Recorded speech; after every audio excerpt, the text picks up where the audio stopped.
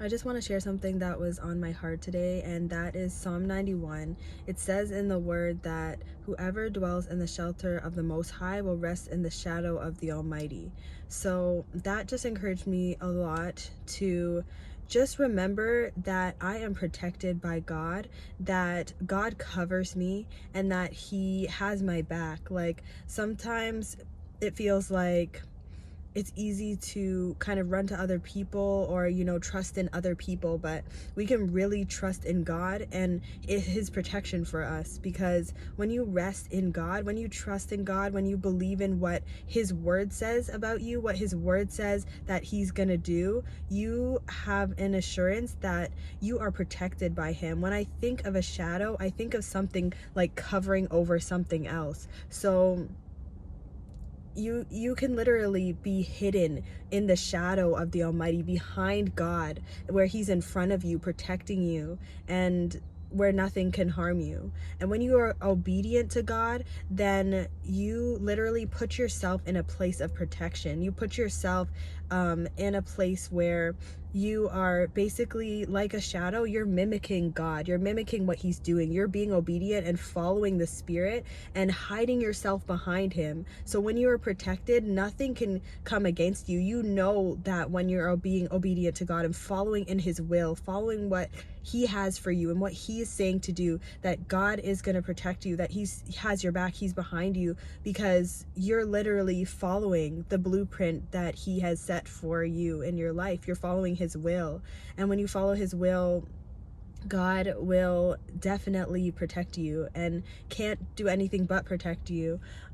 It's when we're disobedient and when we don't listen to God that like we remove ourselves from that protection and we step outside of that. We step outside of God's will, and that's what makes us susceptible to the enemy or the attacks of the enemy and everything. But when we are hiding in the shadow of God or behind God, he can make us safe. He can make us safe. He is a safe place. And I just love the fact that just knowing that I am protected, like, with God, like when I'm being obedient to him, I have that like protection, and I can just trust and know that I am going to fulfill the will, that God has for me, and be able to receive what God has received as well. Like when you are mimicking God or like God's shadow, acting like God and being obedient, you get the rewards that